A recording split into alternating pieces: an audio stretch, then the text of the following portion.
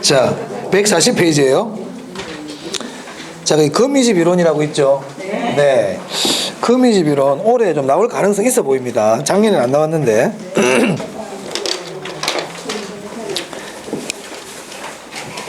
사실 이 거미집 이론은 제가 지금도 여러 가지 설명을 드리겠지만 사실 중요한 부분은 딱 정해져 있어요. 시험에 나오는 부분은. 네. 근데 너무 거기만 또 얘기하면 이해가 좀 안 되면 안 되니까 일단 전반적으로 어떤 건지 설명은 드립니다. 거미집 이론.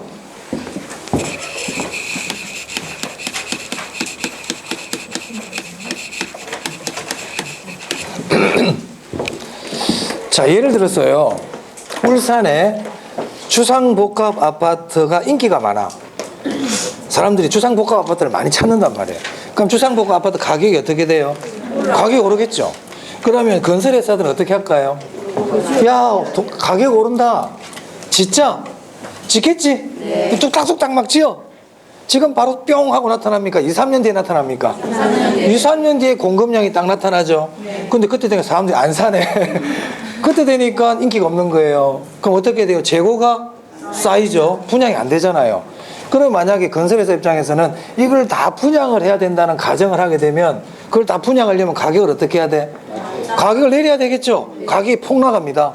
가격이. 자, 가격이 폭락했어요. 그럼 사람들 어떤 생각하냐? 야, 가격 많이 떨어졌는데 이제 한번 좀 사볼까? 이런 생각 들어 안 들어?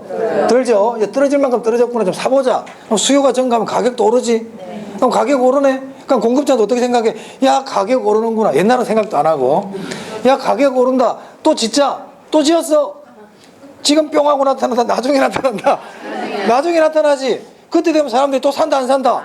안 사는 거야. 그럼 또 가격 또 떨어지지. 야, 또 짓자. 뭐 이렇게 반복이 된단 말이에요. 자, 왜 이런 일이 생길까요?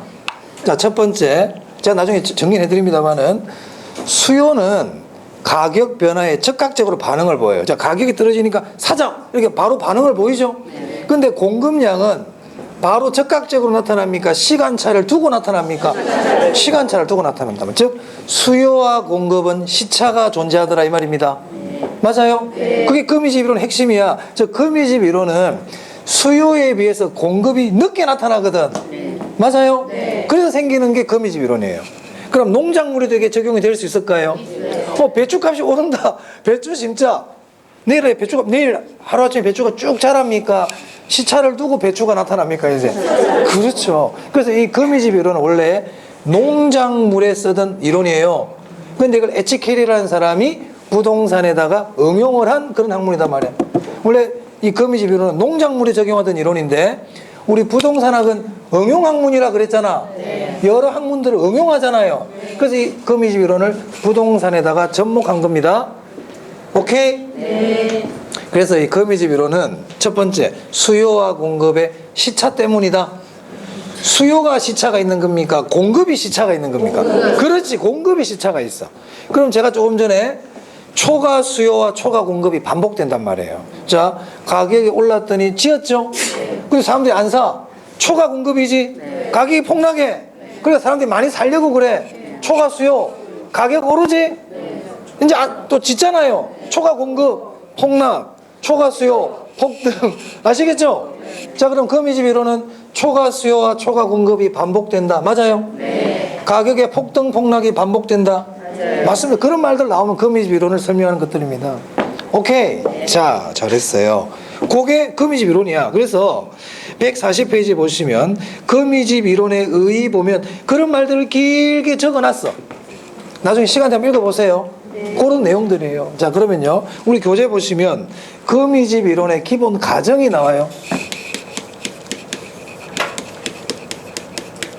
기본 첫 번째, 이 거미집 이론은 금기 수요량은, 이런 말이 너무 어렵지. 금기 가격에 의존한다 이렇게 표현합니다. 웬 금기는 또 뭐야 또 이게 지금 짜증나게. 금이 지금 할 때 그 금자거든. 왜 이렇게 생각해? 2020년 수요량은 2020년 가격에 의존한다. 이 말은 수요량은 가격 변화에 시차를 두고 반응한다. 즉각 반응한다. 그 얘기예요. 그 얘기. 그 얘기야. 그 얘기야. 그걸 어렵게 표현한 거예요. 이렇게. 이 말이나 저 말이나 같은 말입니다. 자, 그런데요. 공급량은요. 금기 공급량은 전기 가격에 의존한다. 이렇게 얘기합니다. 자, 이게 무슨 말이냐면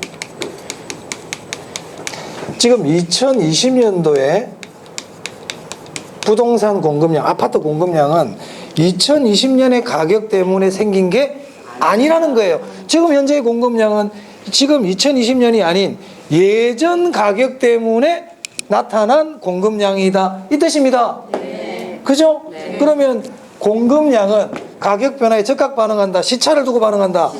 그렇죠. 그 뜻이 아시겠죠? 네. 그 얘기예요. 세 번째. 이해되셨죠? 오케이. 세 번째. 이제 이게 가장 기본적인 가정이고요. 그 다음에요. 거미지 모형은 무재고를 가정해요. 무재고라는 거는 공급된 만들어낸 생산량은 이번 기회에 다 팔아야 된다는 거예요. 그래서 아까 가격이 올랐잖아요. 그래서 공급자들이 진짜 지었단 말이야. 근데 안 사, 사람들이 안 사. 물건이 남죠?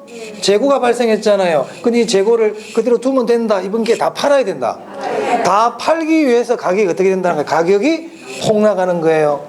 무슨 말인지 알겠습니까? 무재고를 가정하기 때문에 그렇단 말이에요. 무재고를 가정하니까. 네 번째, 폐쇄 경제를 가정합니다. 폐쇄 경제 가정. 폐쇄 경제가 뭐냐면 수출과 수입이 없는 경제를 폐쇄 경제라고 그래요. 무역을 하는 경제는 개방 경제, 무역을 하지 않는 경제는 무슨 경제? 폐쇄 경제. 북한 폐쇄 경제. 수출 수입 안 되지? 그래, 그런 나라란 말이야. 왜 그렇습니까? 만약에 남아버리면, 원래 이제 이거는 농작물에 적용하던 이론이다 보니까 다른 나라에 수출해버리면 되잖아요. 근데 그걸 못한단 말이에요. 그 말은 여기서 다 소비를 해버려야 돼. 그래서 가격 폭등 폭락이 일어난다는 거예요. 참고로 아시고 이 두 개는 기억하세요. 자, 그런데 요거를 있잖아요. 요렇게 적어도 되는지 한번 보세요. 공급자는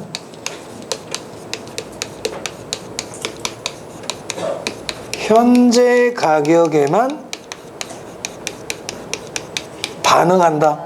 이렇게 적어도 될까요? 같은 말입니다. 공급자는 지금 현재 가격이 오르잖아. 야, 가격 오른다. 진짜 현재 가격에만 반응한다는 뜻이에요. 이 말이. 오케이? 같은 말이에요. 자, 그럼 보세요. 공급자는 현재 가격에만 반응한다는 얘기는 공급자는 미래를 예측한다, 예측하지 못한다. 똑똑하다, 멍청하다. 이거 합리적이지 못하다 이렇게 얘기합니다. 자, 그래서 이 말은요.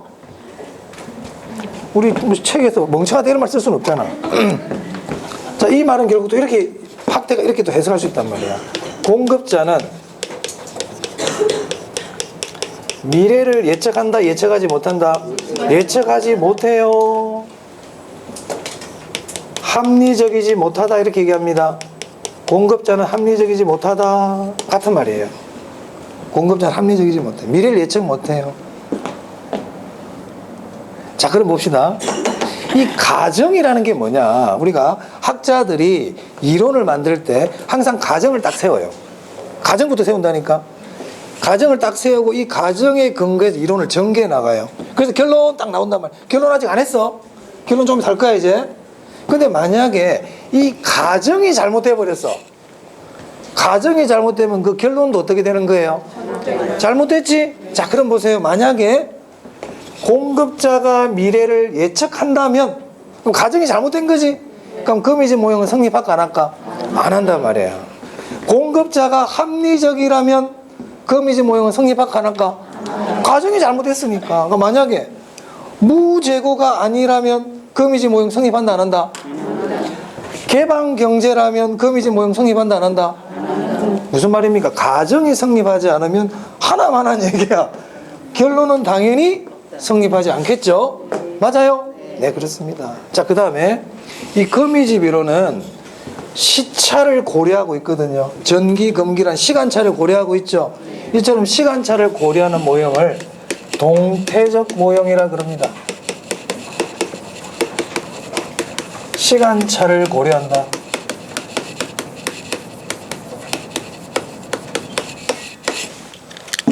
정태적 모형이라 그러면 안 됩니다. 무슨 모형이라고요? 동태적 모형. 시간 차이를 고려하고 있어요. 조금 전에 거미지 모형은 수요에 비해서 공급이 느리다 그랬잖아요. 시차를 두고 나타난다 그랬지. 그 말은 공급이 탄력적이라는 겁니까? 비탄력적이라는 겁니까? 비탄력. 반응이 늦잖아. 반응이 늦지. 반응이 늦은 게 비탄력적이잖아. 민감하게 반응하는 게 탄력성이 큰 거고. 그래서 표현을 여러 개 할 수 있단 말이에요. 거미지 모형은 수요에 비해서 공급의 시차성 때문이다. 맞죠? 네. 수요에 비해서 공급이 비탄력적이기 때문이다. 맞습니까? 네. 그렇잖아. 네. 공급에 비해서 수요가 비탄력적이기 때문이다. 그러면 돼, 안 돼? 거미집 이론은 공급에 비하여 수요가 비탄력적이기 때문이다. 공급이 비탄력적. 공급이 늦게 나타난단 말이야. 공급이 더디게, 민감하지 못하게, 느리게 반응을 보이고 있죠? 그건 탄력성이 작은 거 아닙니까? 똑같은 말을 다르게 표현하는 겁니다. 전부 다. 맞아요? 그래요. 오케이. 그게 기본 가정이야. 자, 그 다음 141페이지 보세요. 거미지 모형의 종류해가지고 수렴형, 발산형, 순환형 이런 말 있나요? 네. 이게 시험 여기서 나와요. 시험은 여기서 나온다고. 수렴형, 발산형, 순환형 있죠? 네. 그 세 개 중에서도 수렴형을 기억해 두면 나머지는 거꾸로 생각하면 되거든요. 그러면 교재 보세요. 그림 있나요? 네. 사실 그림을 우리가 알 필요는 없는데 처음이니까 한번 설명을 드려봅니다. 자, 봅니다.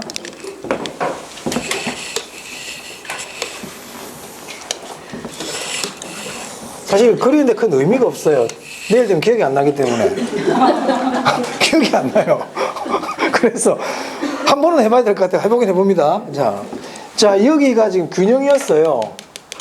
균형이었는데 만약에 아까 주상복합 아파트라 그래 볼게요. 주상복합 아파트 가격이 올랐어. 어떤 이유 때문에.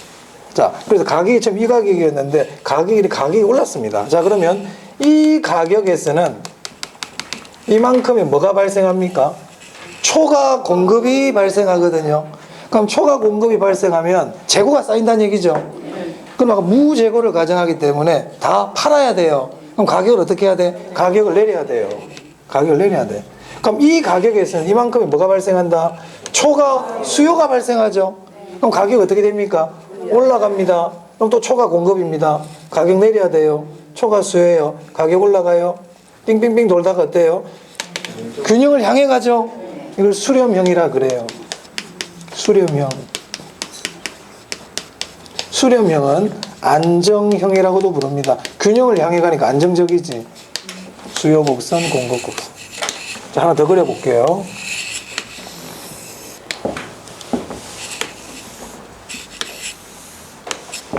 자, 처음에 균형 가격이었는데 가격이 올랐다.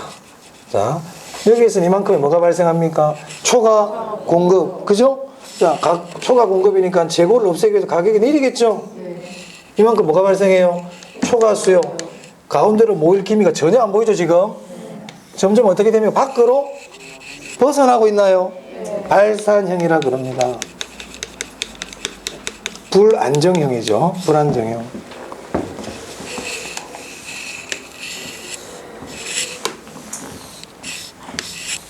자, 수요 곡선, 공급 곡선이 있습니다.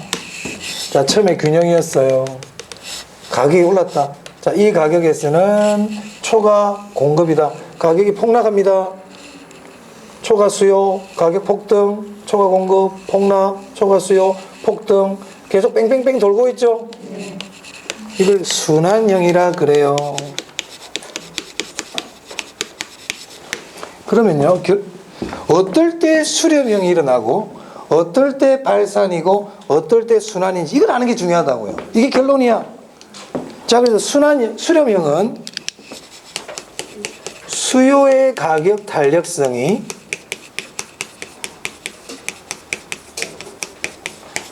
공급의 가격 탄력성보다 클 때 수렴하게 됩니다. 자, 이 말은 수요 곡선이 완만하다, 공급 곡선이 완만하다. 수요 곡선이 완만하게 그렸어요, 지금. 즉, 수요 곡선이 완만할 때, 수요의 가격 탄력성이 더 클 때, 무슨 형태를 띈다? 수렴합니다. 수렴. 기울기로 표현해 볼게요. 기울기. 수요 곡선 기울기하고 공급 곡선 기울기. 탄력성이 아니고 이제는 기울기로 표현할 때는요. 자, 수요 곡선은 우하향이기 때문에 기울기가 마이너스거든. 마이너스를 없애기 위해서 절대값을 붙여줘요. 기울기는 어떤 게 더 큽니까? 공급이 더 크죠? 그거 꼭 기억해야 됩니다. 이게 중요하다. 이게 중요하다고. 이게 중요하다. 자, 탄력성으로 얘기할 때는 수요의 가격 탄력성이 더 클 때, 기울기로 얘기할 때는 뭐가 더 클 때? 그러니까 발산형은 어떨 것 같아요? 반대입니다. 반대. 순환형은요? 같습니다. 그럼 세 개 다 외울 필요 있어요. 이거 하나만 외우면 돼요. 이거 하나 외우고 나머지는 이렇게 하면 되겠죠? 반대, 같다. 시험은 여기서 나온다, 그냥. 여기서. 실컷 떠들었지만, 여기서 나온다고. 아시겠어요? 이거 꼭 알아두세요. 자, 그 다음에 141페이지에 그 위에 양가로 2번요. 동그라미 3번 보겠습니다. 동그라미 3번. 이런 주기적 현상은 주거용 부동산보다 어디서 더 잘 나타난다? 상공업용 부동산에서 더 잘 나타납니다. 자, 그래서 거미집 모형에서 시험에 올해 나올 가능성이 높은데 나오면 여기서 나올 거다. 그럼 수렴, 발산, 순환 조건 꼭 알아야 되죠. 그 다음 부가적으로 가정. 가정은 이렇게 기억하면 돼. 수요량은 가격 변화에 즉각적으로 반응을 보이지만 공급량은 시차를 두고 반응을 보이더라. 그 말은 공급은 수요에 비해서 반응이 늦다. 비탄력적이다. 이 말입니다.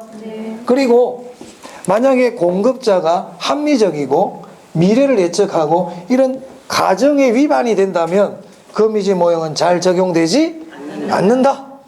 주거용 부동산보다는 상공업용 부동산에서 더 잘 나타난다. 이렇게 아시면 돼요. 됐어요? 네, 넘겨보세요. 142페이지에 보시면 거미집 모형에 여러 가지 문제들이 쫙쫙쫙 나와 있습니다.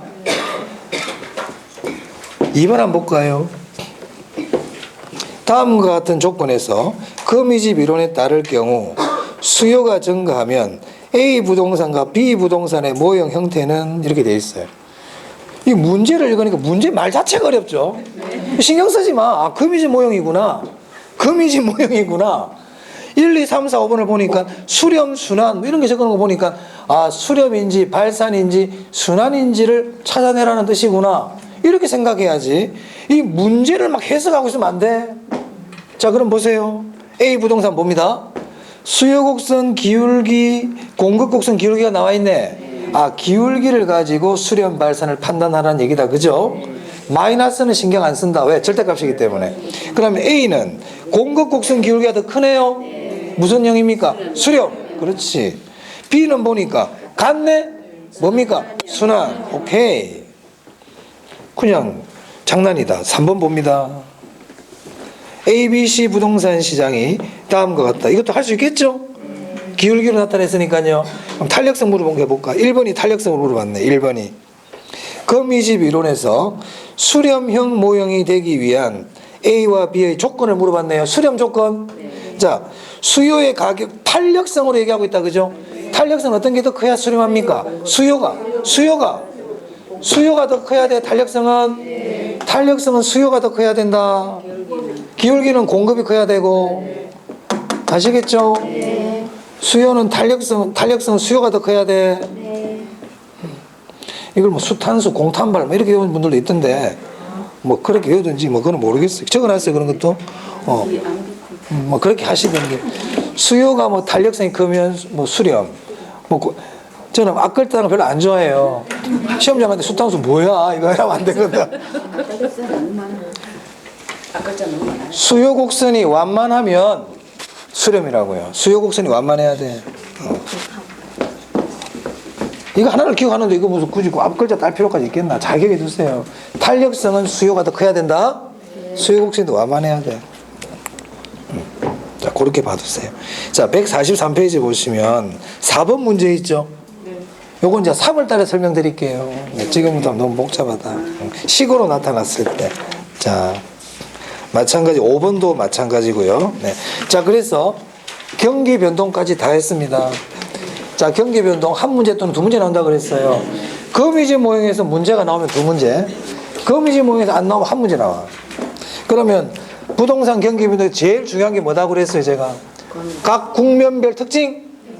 아까 후퇴, 하향, 회복, 상향 있었죠? 그게 제일 중요하다고요. 자, 후퇴와 하향 국면에서는 누가 우위에 있다? 매수자가 우위에 있다. 확장 국면인 상향과 회복 국면에서는 누가 우위에 있다? 매도인 우위에 있다. 그리고 수축 국면인 후퇴와 하향 국면은 과거 사례 가격은 무슨 역할을 한다? 새로운 거래 가격에 무슨 역할? 상한 역할을 한다고 그랬죠.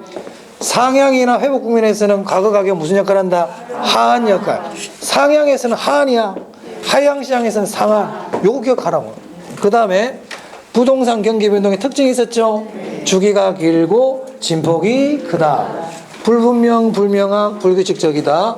회복은 느리고 후퇴는 빠르다. 지역적으로 시작해서 전국적으로 확대된다. 타성 기간이 길다. 이런 거 얘기했어요. 그죠? 그리고 경기 순환은 경기 변동은 순환 국면이 있고 비순환 국면이 있었죠. 비순환 국면에 뭐가 있었어? 계절적 변동, 불규칙 변동, 추세 변동인데 계절적 변동은 1년에 적어도 그 시기가 되면 그렇죠? 불규칙 변동은요. 정책과 같은 예기치 못한 사태로 그렇게 됩니다. 추세 변동은 재개발 이렇게 가라고 그랬어요. 그 다다. 그게 다야. 그게 다야. 자, 이제 150페이지 시장론입니다.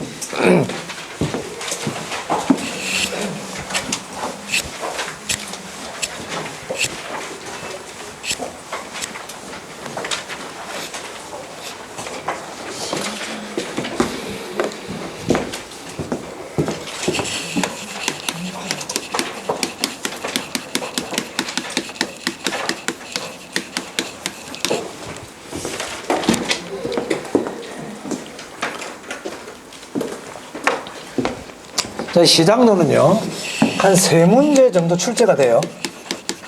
뭐 2문제 나올 때도 있고요. 뭐 4문제 나올 수도 있어요. 대략적으로 한 3문제 나옵니다. 자, 우리 교재 보시면, 부동산 시장의 개념 해가지고 뭐 쭉 나와요. 신경 쓰지 마시고요. 자, 오른쪽 볼게요. 자, 오른쪽 보시면, 완전 경쟁시장과 불완전 경쟁시장이라는 게 나옵니까? 네. 그리고, 우리 교재 150페이지에 보시면 맨 밑에 추상적 시장, 구체적 시장 있나요? 네, 요거부터 설명드릴게요. 자, 시장의 분류인데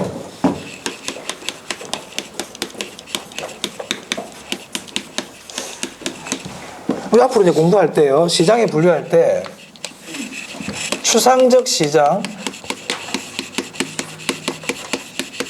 구체적 시장, 시장을 이렇게도 분류할 수 있어. 시장을 분류할 때 또는 완전 경쟁 시장,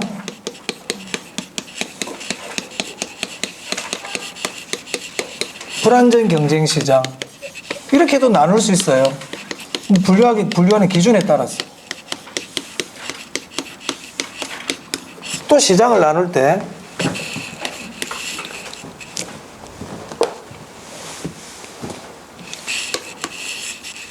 약성 효율적 시장,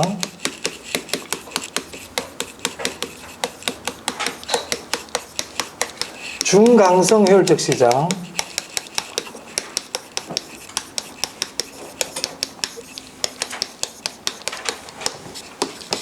강성 효율적 시장.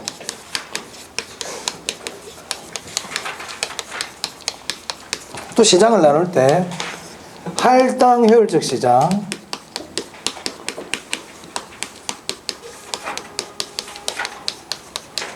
할당 효율적이지 못한 비할당 효율적 시장. 이렇게도 나눌 수 있어요. 시장을 나누는 기준에 따라서. 우리가 사람을 나눌 때도 기준에 따라서 나누는 방법이 다르죠. 남여로도 나눌 수 있고, 피부색으로도 나눌 수 있고, 소득에 따라서도 나눌 수 있고, 거주하는 지역에 따라서 나눌 수도 있단 말이야. 그 시장을 나눌 때도 추상적 시장이냐 구체적 시장 이렇게도 나눌 수도 있고, 완전 경쟁과 불완전 경쟁으로도 나눌 수 있고, 요렇게도 나눌 수 있고 요렇게도 나눌 수 있다. 기준은 아직 제가 말씀 안 드렸습니다. 기준은. 그러면요, 추상적 시장과 구체적 시장으로 나누는 기준은 뭐냐 이 말이야. 첫 번째로. 그럼 우리는 공부할 때 뭐를 공부해야 돼? 이런 것들의 의미는 좀 우리가 알 필요가 있겠죠. 구체적 시장이 뭐예요? 그러면 대답할 수 있을 정도는 되어 있단 말이에요. 추상적 시장이 뭡니까? 그러면 얘기할 수 있을 정도. 자, 그럼 요거부터 봅니다. 요거부터. 뭐 시장론 이런 걸 공부하는 게 시장론이야.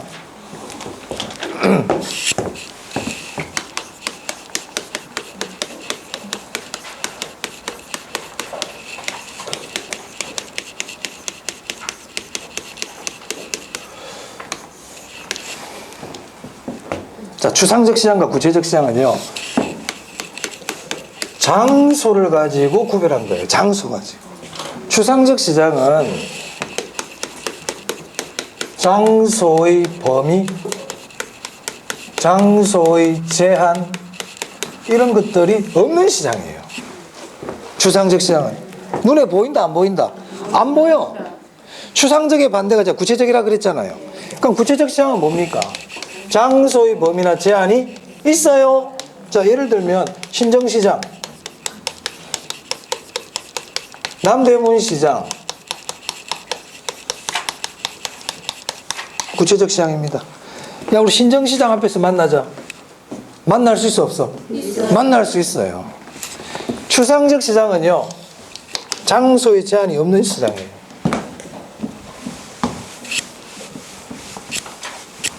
어떤 시장이냐면 자본시장입니다. 주식시장 같은 거 있죠? 우리 주식시장 앞에서 만나자. 못 만나죠?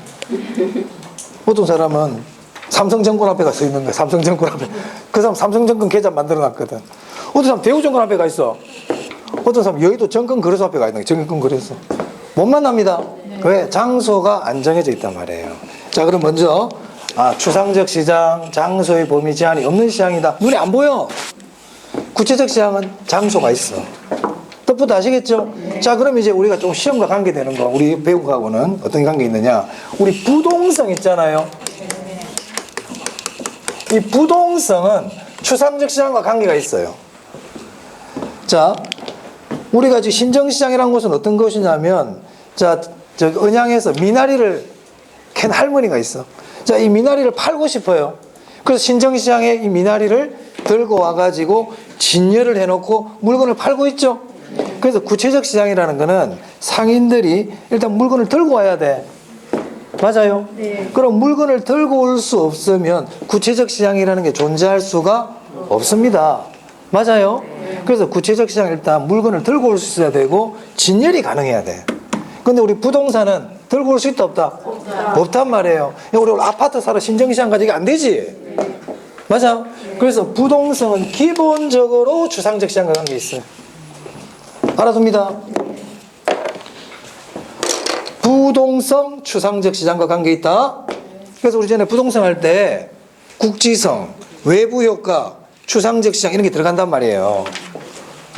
오케이? 네. 요거는 다음에 설명드려요.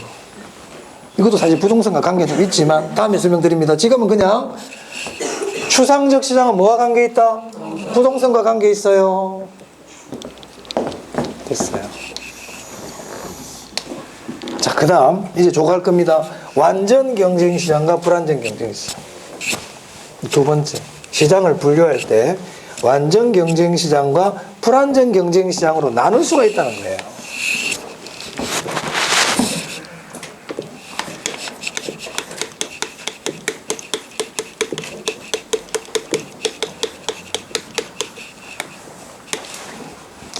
그러니까 완전 경쟁시장은 뭐냐? 완전 경쟁시장 말 그대로 경쟁이 완전한 시장이야. 경쟁이 완전해. 공정한 경쟁이 가능한 시장이 이런 뜻입니다. 예를 들어서 경쟁을 하는데 얘한테는 불리한 조건을 줘놓고 이 사람한테는 유리한 조건을 줘놓고 경쟁하라 그러면 완전한 경쟁이 됩니까? 완전한 경쟁이 되지 않잖아요. 그래서 시장이 공정하고 완전한 경쟁이 이루어지는 시장을 완전 경쟁 시장이라 그러거든. 그러면 이런 완전 경쟁 시장이 되기 위한 조건이 있단 말이에요. 조건. 그래서 완전 경쟁 시장에 조건이 있어요. 이건 참고로 아시면 돼요. 참고로. 첫 번째, 시장에서 거래되는 상품이 똑같아야 돼요. 상품의 동질성이에요. 거래되는 물건이 똑같아야 돼요.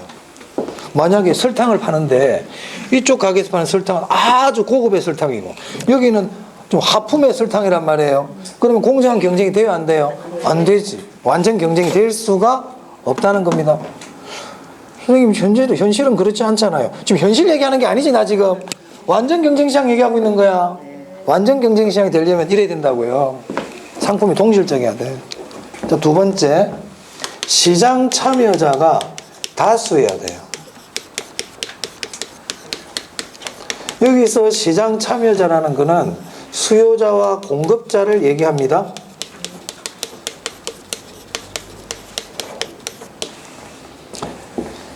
시장 참여자가 다수라는 말은 이거하고도 비슷해요. 시장의 진입과 퇴거가 자유로워야 돼.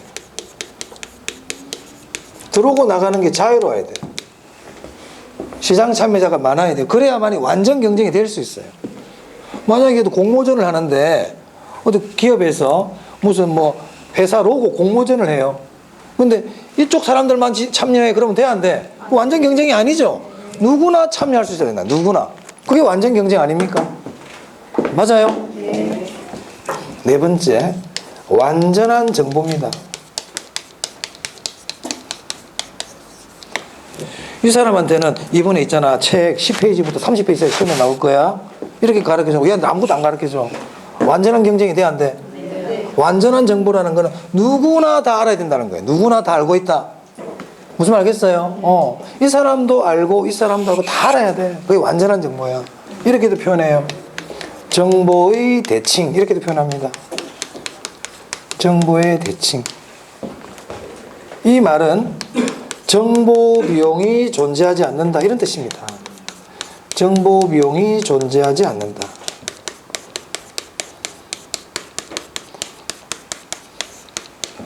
완전 경쟁시장 조건 4가지 중에서 특히 4번은 조금 기억하세요. 4번은 기억합니다. 우리 부동산은 정보와 관계가 많거든. 그래서 이러한 4가지 조건이 다 만족이 되면 뭐가 돼버린다? 완전 경쟁시장이 됩니다. 다 만족해야 돼, 다. 완전 경쟁시장이 되면 어떤 일이 생기냐면요, 초과 이윤이 없어져요. 초과 이윤이 존재하지 않는다.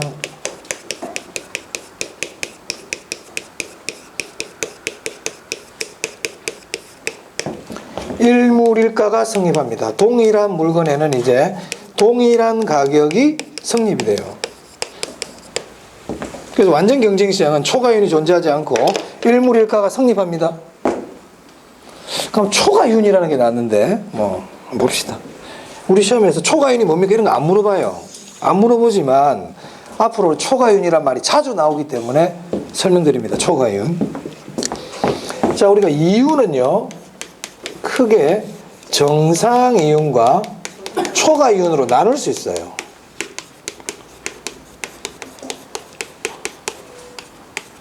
이 정상이윤을 교과서적 표현을 하면 이렇게 표현합니다.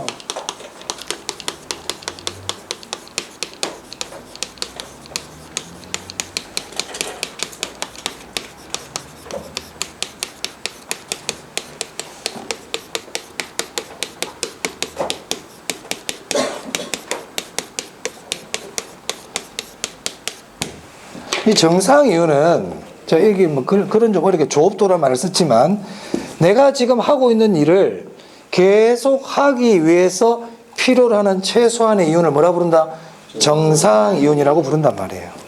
자, 예를 들어 내가 식당을 해. 그럼 내가 식당을 하기 위해서는 한 500만 원의 이윤을 내가 벌어야 이 식당을 할 의미가 있어요. 그러면 500만 원이 뭐가 된다는 거예요? 정상이윤이에요. 정상이윤. 의미 아시겠죠? 그럼 이 완전 경쟁시장은요, 초과이윤이 없다 그랬지? 초과이윤이라는 거는 정상이윤을 넘어서는 게 뭐겠어요? 초과이윤이란 말이에요. 근데 완전 경쟁시장은 초과이윤이 있다 없다? 제가 초과이윤은 뜻 안 적어도 되겠죠? 적을까? 정상이윤을 초과하는 이윤.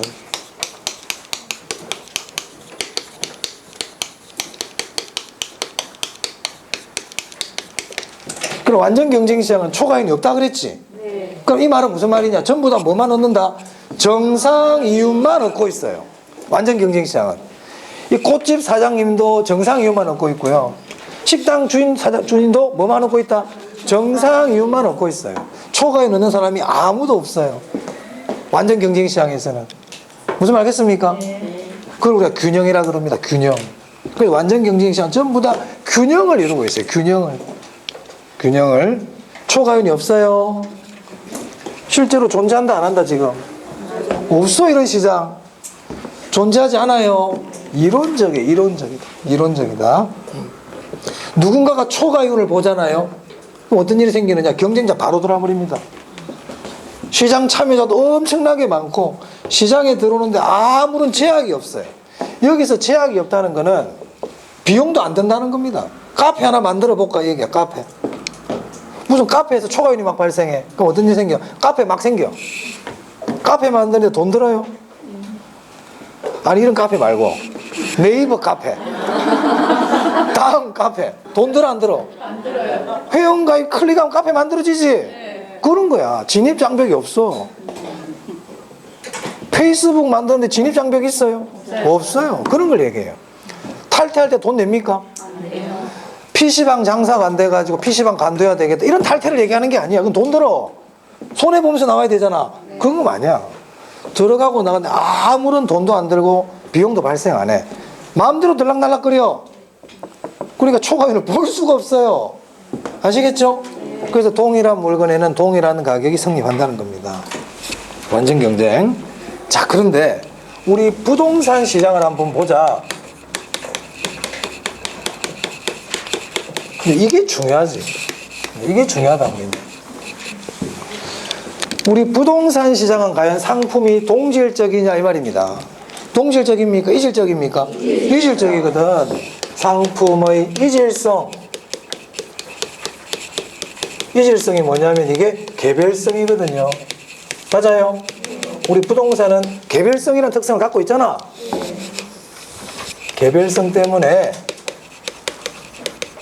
똑같지가 않아. 두 번째, 시장 참여자가 다수냐 소수냐 이 말입니다. 시장 참여자가 소수예요.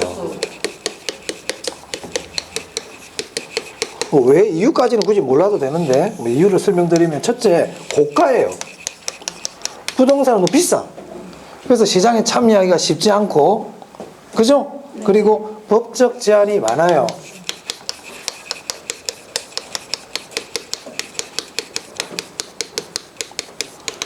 부동산은 다른 재화에 비해서 사회성, 공공성이 강합니다. 사회에 미치는 영향이 막 크단 말이에요. 그래서 정부가 법적 제한이 많아요. 다른 물건들에 비해서. 부동산 항상 규제하고 그렇게 하죠. 사회성, 공공성이 강하고 국가 경제에 미치는 영향이 크거든. 법적 제한이 많아. 그래서 시장 참여자가 많을 수가 없어요. 세 번째, 똑같은 논리로 시장 진입과 퇴거가 자유롭지 않습니다. 들어왔다 나가는 게 쉽잖아. 이것도 부동산이 가지고 있는 여러 가지 특성 중에서 이거와 관계가 많아요. 이유는 굳이 모르셔도 돼요. 요걸 기억해야 돼. 자, 네 번째, 부동산 시장은 정보 비용이 존재해. 정보 비용이 존재한다. 정보 비용이 존재한다는 것은 완전한 정보다, 불완전한 정보다? 불완전한 정보입니다. 정보의 대칭이다, 비대칭이다? 정보의 비대칭이에요. 이 완전한 정보는요, 확실성을 얘기하거든. 이게 이 확실성의 세계야. 불확실한 게 없어. 정보 비용이 존재하고 불완전한 정보고 정보의 비대칭이라는 거는 불확실성의 세계를 얘기하는 거예요. 확실하지가 않아요. 그러니까 정보 비용이라는 게 존재하지. 그럼 우리 부동산 시장은 완전 경쟁 시장 조건을 만족 못하고 있네요. 그럼 부동산 시장은 완전 경쟁 시장입니까?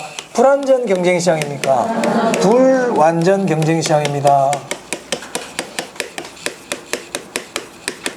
그리고 부동산 시장은 부동성으로 인하여 추상적 시장이라 그랬죠.